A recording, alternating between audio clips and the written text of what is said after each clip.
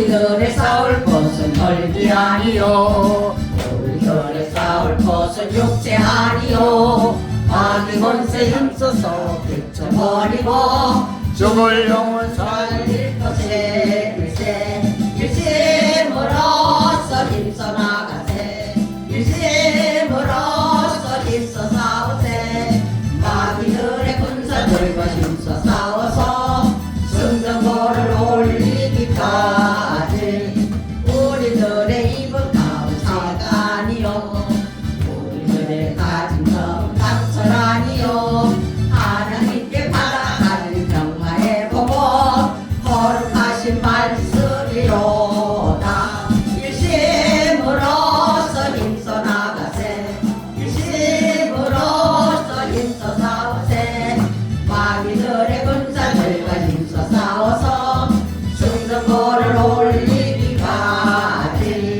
약한 마귀 제 아무리 강할지라도 우리들의 대장 예수 앞서 가시네 두려움 말고 용기 있게 힘써 싸우세 새로운 승리 얻을 때까지 일심으로써 힘써 나가세 일심으로써 힘써 싸우세 마귀들의 군사들과 힘써 싸워서 승전보를 올리기까지 죄악 중에 빠진 사람 죄를 묻혀 십자가에 달릴 예수를 믿기만 하며 이때 한데 빠진 영혼 구원 얻어서 천국 백성 될 것이 밀세 일심으로써 힘써 나가세 일심으로써 힘써 싸우세 마귀들의 군사들과 힘써 싸워서 승전보를 올리기까지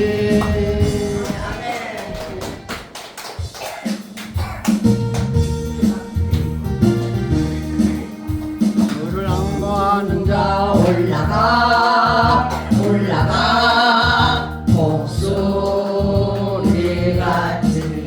모든 싸움이 더 근심 걱정 벗으러 올라가 올라가 목소리같이 주 항거하는 자주 항거하는 자주 항거하는 자을 강건하리라 주를 항거하는 자 걸어가 걸어가 고단치 않네 길을 잃은 양떼를 두루 찾아다니며 걸어가 걸어가 고단치 않네 주 항거하는 자주 항거하는 자주 항거하는 자늘 강건하리라 주를 항거하는 자 달려가 달려가 피곤치 않네 천성문을 향하여 널루가를 얻도록 달려가 달려가 피곤치 않네 주 항거하는 자주 항거하는 자주 항거하는 자늘 강건하리라 주를 항거하는 자 올라가 올라가 독수리같이 눈에 아래 눈에 주의 영광 보리라 올라가 올라가 독수리같이 주 항거하는 자주 항거하는 자주 항거하는 자늘 강건하리라 나가 군병들아 주의해 일어나 이들과 앞서 나가 굳세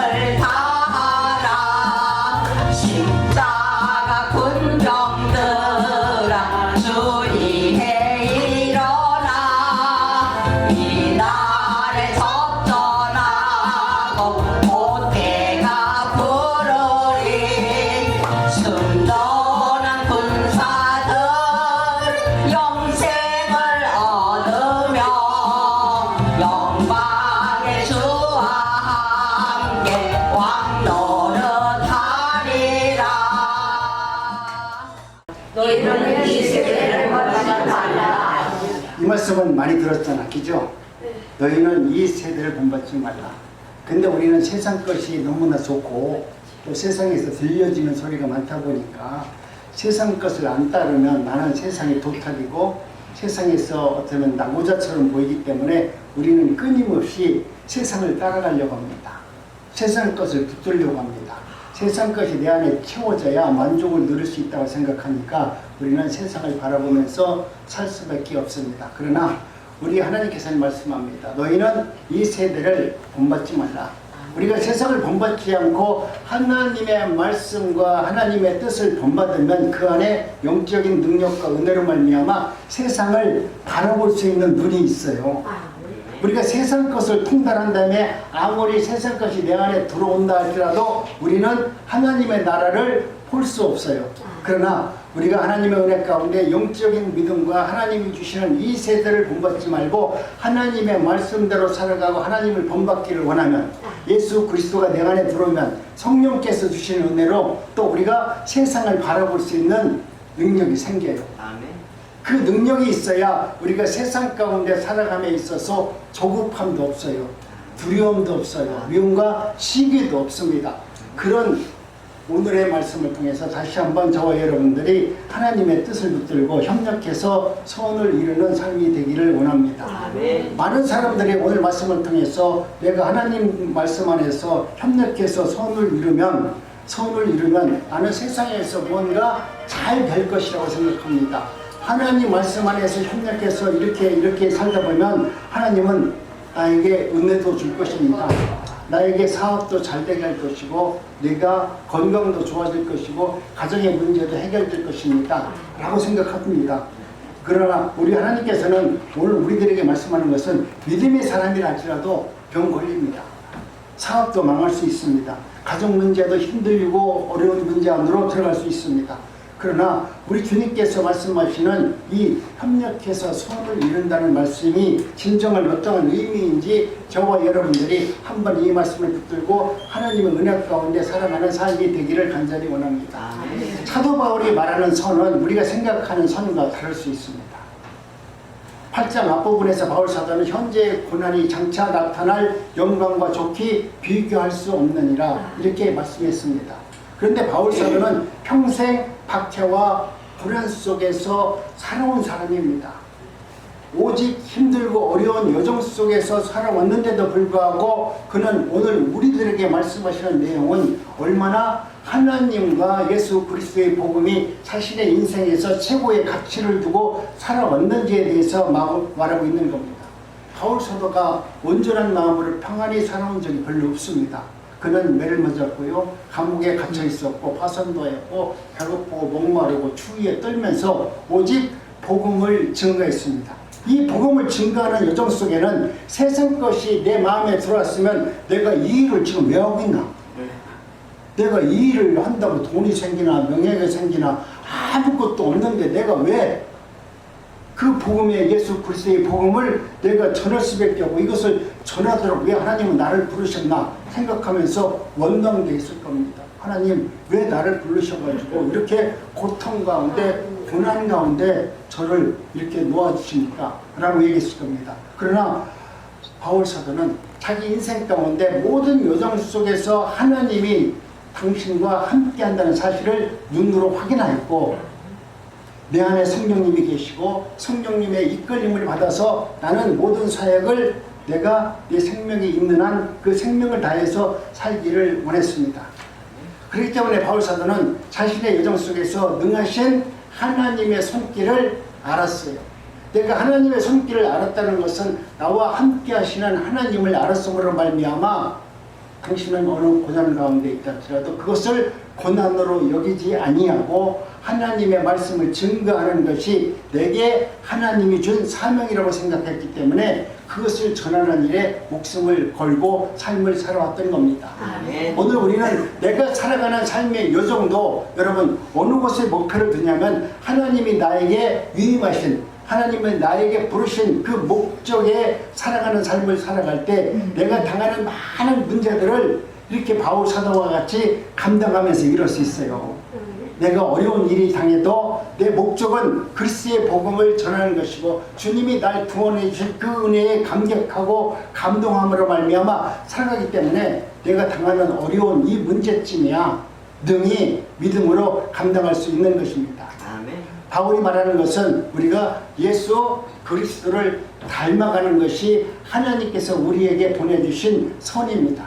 예수 그리스도를 닮는다는 것은 좋은 것, 나쁜 것, 부정적인 것, 실패한 것, 원망한 것, 이 모든 것을 다 하나님께서는 믿음의 도구로 사용하셔서 마침내 너희를 구원하고 너희를 천국 백성으로 삼아주셨기 때문에 내가 당하는 모든 것을 다 합쳐서 믿음 안에서 협력해서 소원을 이루시는 하나님이시다.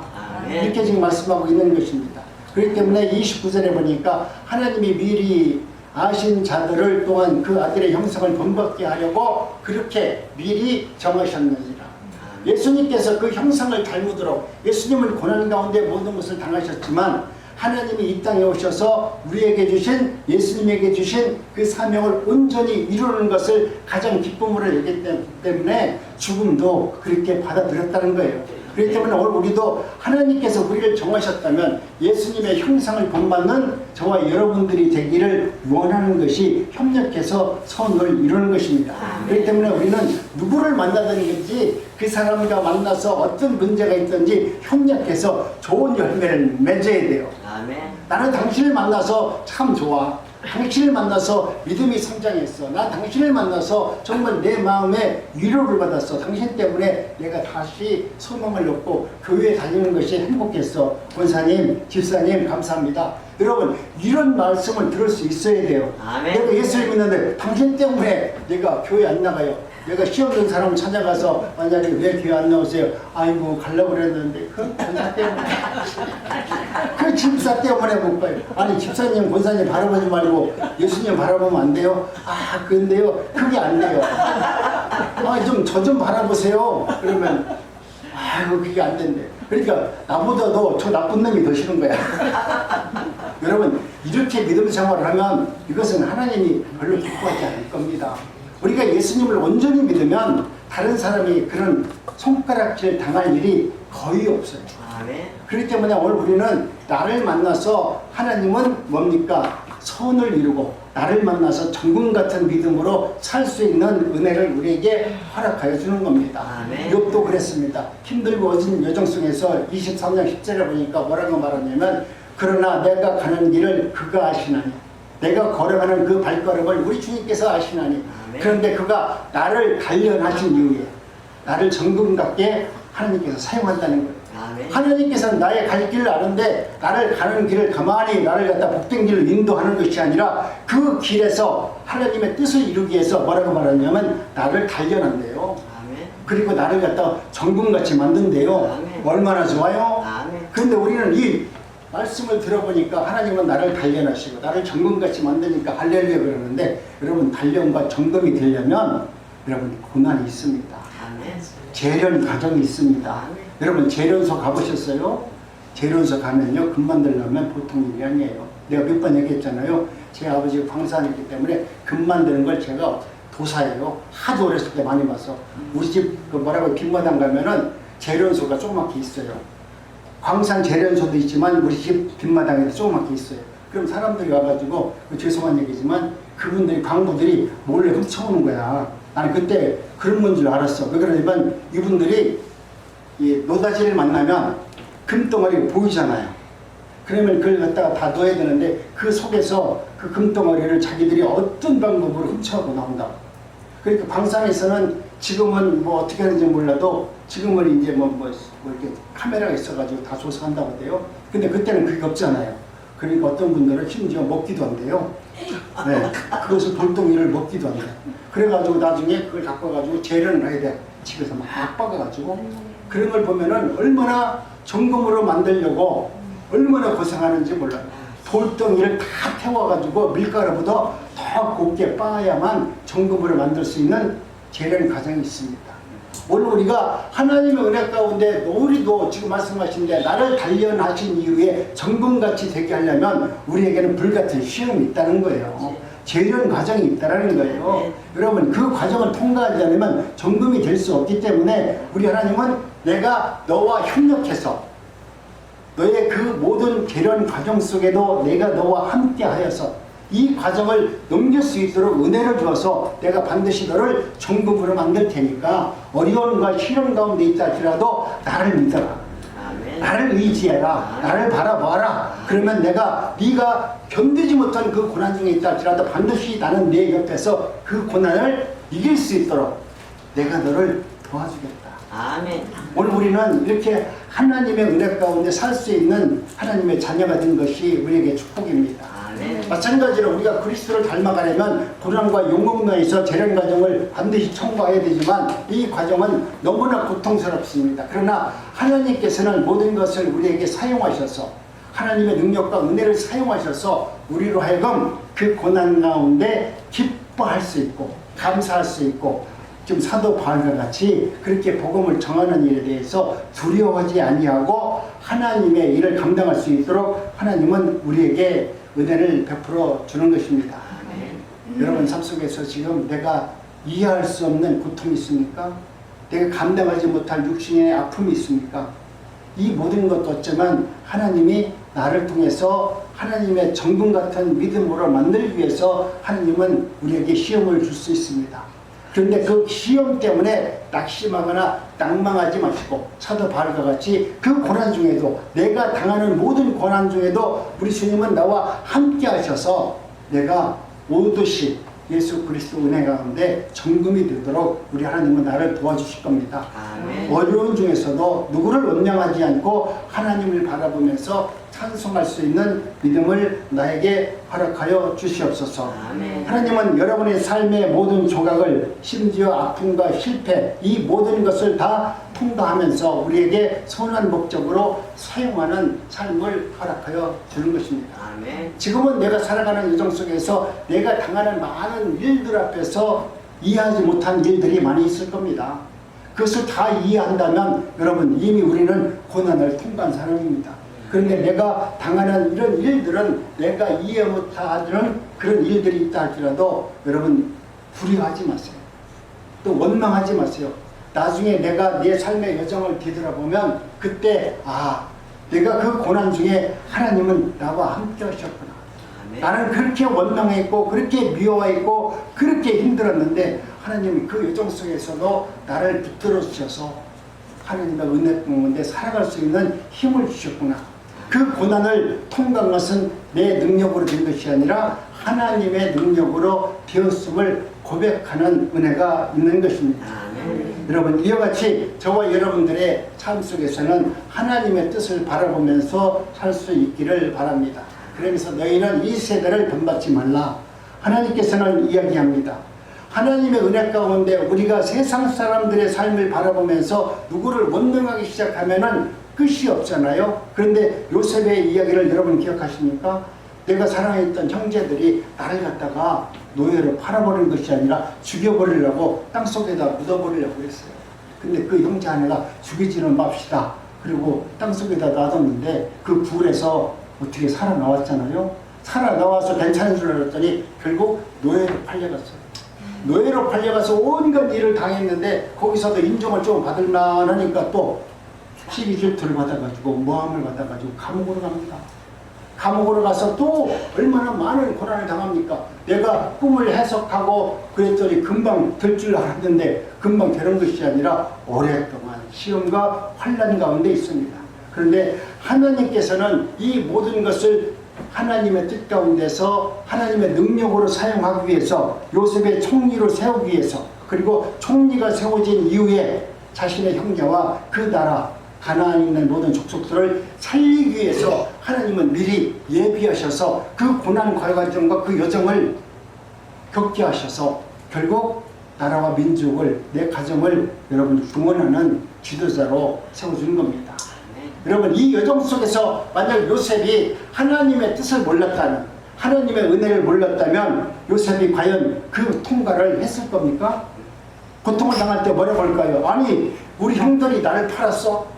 내가 아버지를 그렇게 사랑했는데 그 아버지와 인연을 그렇게 하고 형제들이 모함해 가지고 나를 갖다가 죽이려고 하고 이것을 생생한 기억이 남아서 내가 어떤 상처로 남아있는데 이것이 해결될 수 있을까요?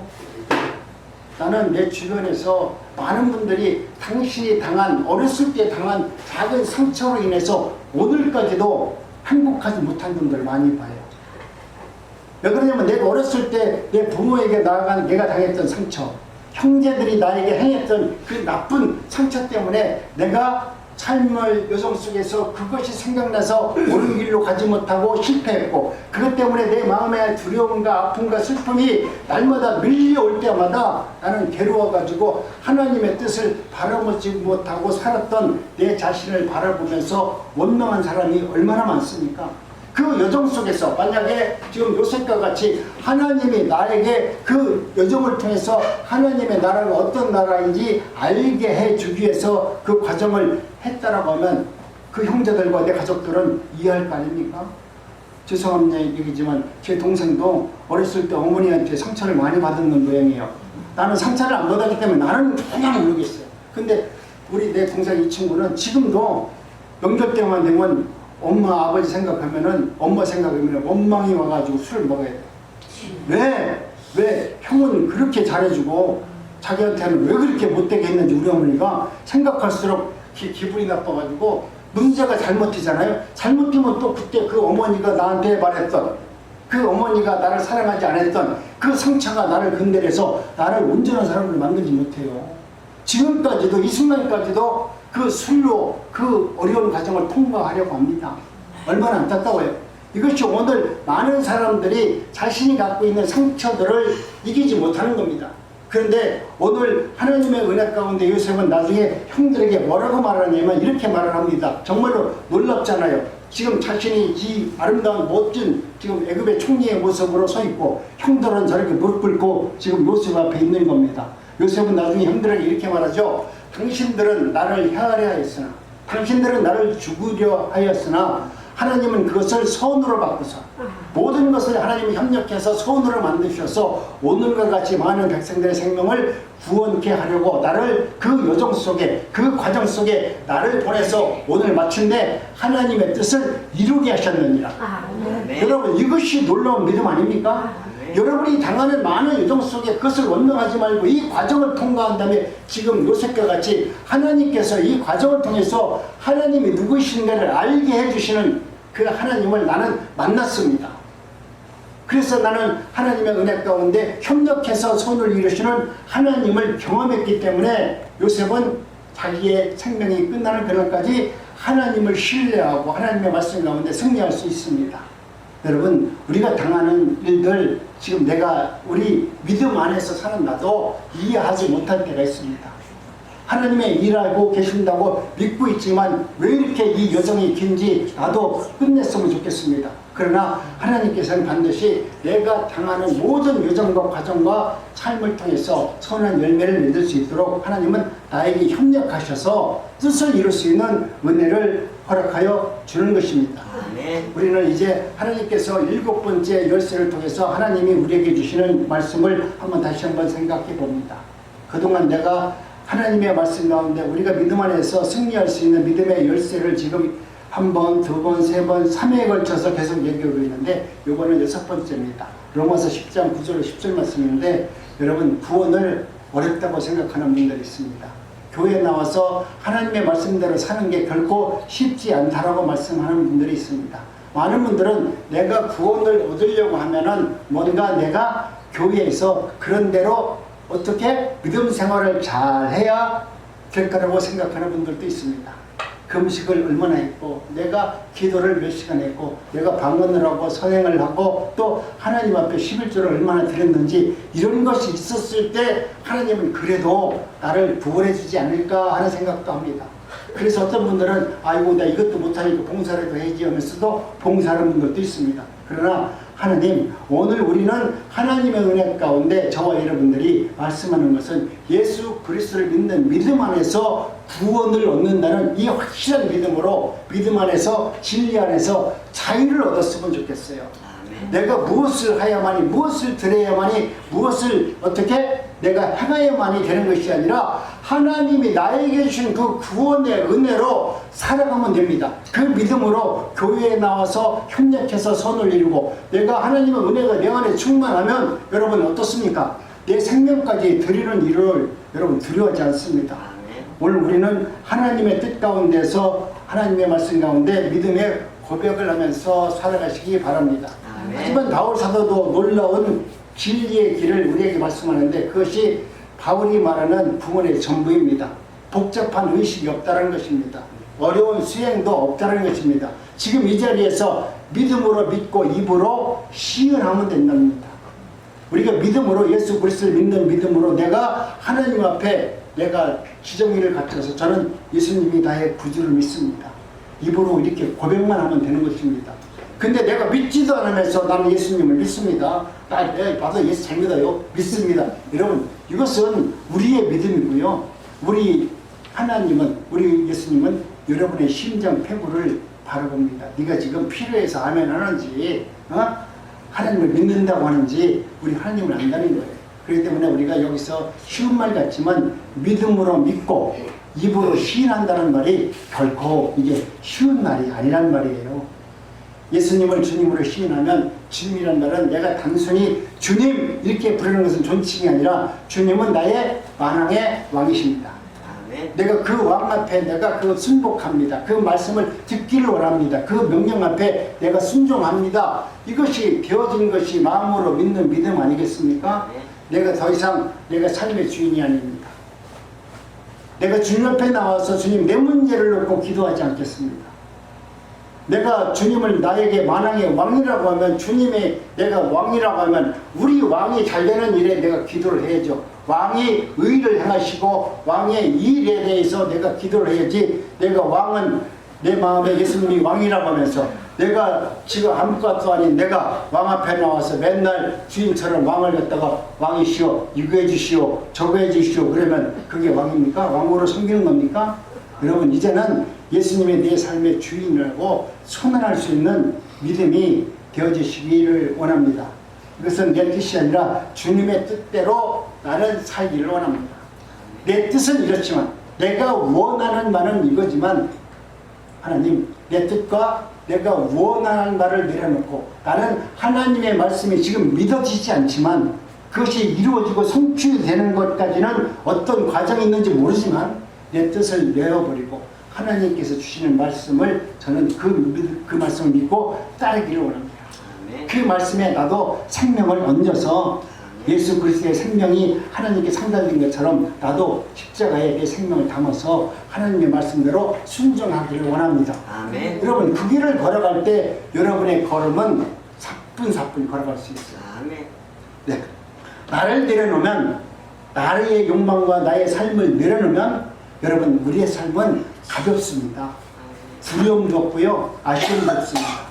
그렇기 때문에 오늘 우리는 하나님의 은혜 가운데 하나님께서 예수님을 죽은 자 가운데 살리신 것을 우리는 믿기만 하면 됩니다. 우리 하나님께서 예수님을 살렸기 때문에 기독교가 있는 겁니다. 믿으려 볼 때 믿어지는 역사가 있듯이 우리가 하나님께서 예수님을 십자가에서 살리셨다라고 하는 확실한 믿음을 여러분이 붙들고 있을 때 예수 그리스도의 부활의 신앙을 믿고 있을 때 저와 여러분들은 새로운 신세계가 열립니다. 부활 신앙이 내 안에 들어있으면 여러분 우리의 신앙은 새로운 신세계를 경험하게 됩니다. 왜 부활 신앙이 중요합니까? 많은 죄인들이 십자가에서 죽었습니다. 이스라엘 백성들이 죄를 지면은 그 당시 유대인들이 죽으면은 전부 다 십자가 그 죄인들이 죽으면은 똑같이 예수님같이 십자가에서 죽었어요. 얼마나 잔인합니까? 심지어 유대인들을 붙들어서 그들을 십자가에 쭉 양쪽으로 달려가지고 그들을 불태워 죽이는데 그들을 불태우는 그 불길을 뭐로 만들었어요? 길에 빛으로 만들어가지고 밤에 말을 타고 가면서 그 불빛을 따라서 걸어갔어요.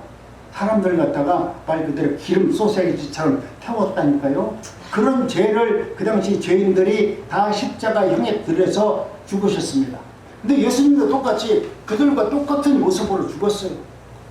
그런데 그 모든 십자가는 다 저주의 십자가가 됐고 그 십자가는 두렵고 평생 지지 말아야 할 십자가로 생각했지만 예수님의 십자가는 죽음으로 끝난 것이 아니라 죽음 이후에 부활로 살아나셨기 때문에 이 신앙이 위대한 겁니다. 아멘. 기독교 신앙은 부활 신앙입니다. 아멘. 십자가에서 죽은 신앙이 아니라 다시 십자가에서 다시 부활하신 예수 그리스도를 믿는 부활 신앙입니다. 아멘. 부활하셨기에 하나님의 아들이 그리스도로 증명되셨기 때문에 그렇습니다. 부활하셨기에 예수님이 죽음을 이기신 그리스도로 확인되었습니다. 부활하셨기에 예수님은 지금도 그리스도로 살아계셔서 우리와 함께 가시고 우리들에게 구세주로 우리와 함께 있는 것입니다. 그렇기 때문에 우리 하나님은 저와 여러분들이 믿음 안에서 이제는 마음으로 믿어 의에 이르고 입으로 시인하여 구원에 이른다는 이 말씀을 여러분이 마음과 지정의를 갖춰서 하나님 정말 나는 예수 그리스도를 믿습니다 라는 고백을 할 수 있는 은혜가 있기를 원합니다. 믿음은 마음에서부터 시작이 됩니다. 내 마음이 지적인 동의로 하나님께 내 마음을 고백하면은 인격적인 신뢰가 형성되어서 하나님이 내 안에서 역사하는 은혜를 경험할 수 있습니다. 그리고 그 믿음이 입으로 표현되는 고백이 있어야만 될 줄로 믿습니다. 이런 고백이 우리 성도님들 삶 속에서 날마다 이루어지고 그런 고백을 통해서 하나님을 깊이 만나는 은혜를 있기를 원합니다. 아멘. 7번째 입은 바로 마음으로 믿고 입으로 고백하면 된다고 말했습니다. 지금 이 순간에도 여러분들의 고백은 이 고백을 할 수 있어야만 됩니다. 저는 여러분들을 앞에서 감히 말합니다. 나도 하나님 이제는 죄인이었습니다. 제 힘으로는 내가 구원을 받을 수 있는 존재가 아닙니다. 예수님께서 나에게 찾아오셔서 나에게 은혜를 베풀어 줘야만이 나는 구원을 받을 수 있습니다. 우리 한번 따라합니다. 시작. 지금 이 순간에도 여러분 이 고백을 할 수 있습니다. 시작. 예수님, 저는 죄인입니다. 제 힘으로는 구원을 받을 수 없습니다. 예수님이 저를 위해 십자가에서 죽으셨음을 믿습니다.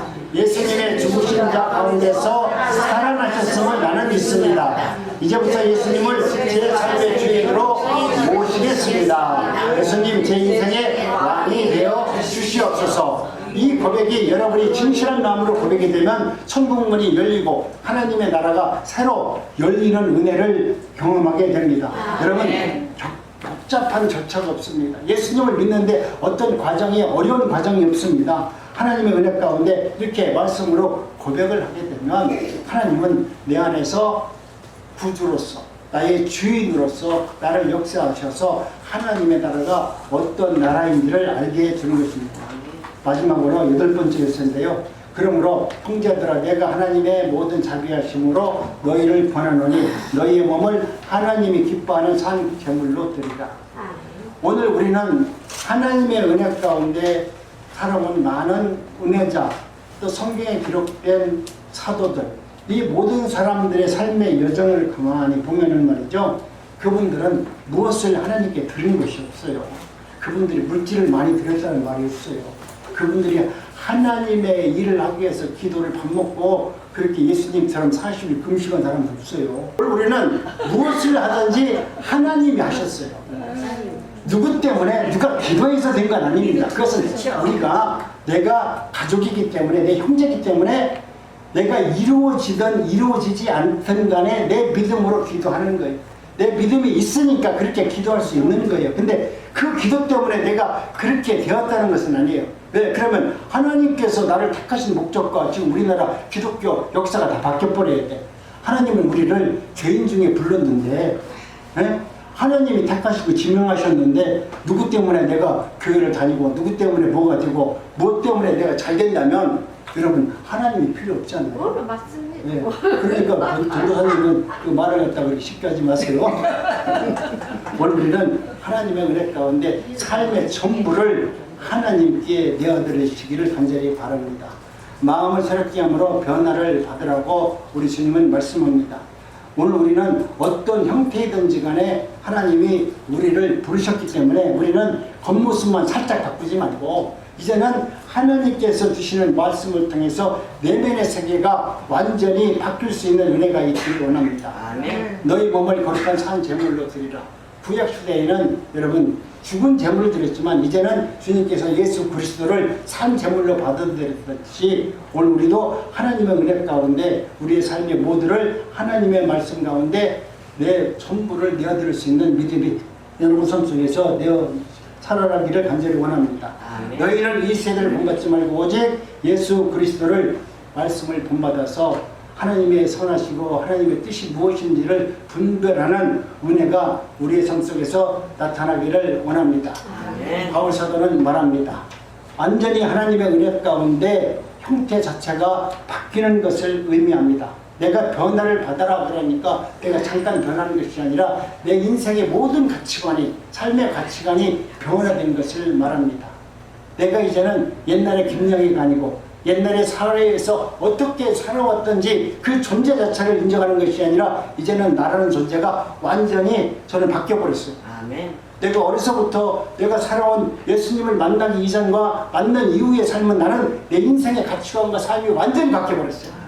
오늘 저와 여러분들도 이와 같은 삶이 되기를 원합니다. 아멘. 나를 아시는 분도 여기 남산필름 권사님도 있지만 내가 예전에 나를 만났을 때 그 전에 목사가 되기 전에 나를 알았고 내가 목사가 된 이후에 나를 알았고 목사가 되기 전에 나의 모습과 목사가 된 이후에 나의 모습이 여러분 비슷합니까? 아니에요. 완전히 180도 바뀌었어요. 180도가 아니라 아주 360도 바뀌어버렸어요. 그렇게 여러분 하나님의 은혜 가운데 살아가면서 가치관이 변하면 완전히 바뀌는 겁니다.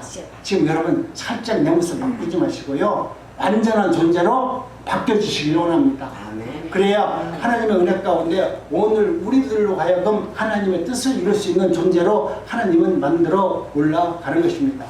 세상의 흐름을 따라가면 여러분 그 흐름을 따라가면 밑으로 내려가야 됩니다. 그러나 내가 예수 그리스도 안에서 생명의 복음이 내 안에 들어오면 세상을 거슬러서 하나님께서 원하시는 하늘로 올라갈 수 있는 비상할 수 있는 능력이 우리에게 임하게 되는 것입니다. 이제는 하나님의 은혜 가운데 뜻 가운데서 이제는 세상을 바라보지 말고 너희는 이 세대를 본받지 말라라고 말씀하시는 그 말씀이 여러분 삶 속에서 날마다 이루어지기를 원합니다. 성도는 세상 속에 살아있지만 세상 틀 속에 갇혀 있으면 안 됩니다. 내가 세상에 살아있다 할지라도 세상의 틀 안에서 세상에서 원하는 그 체계 안에서만 살 것이 아니라 하나님의 말씀 가운데서 이 세상을 벗어나서 하나님의 뜻을 온몸으로 받아들이면서 살 수 있는 영적인 은혜자가 되기를 원합니다.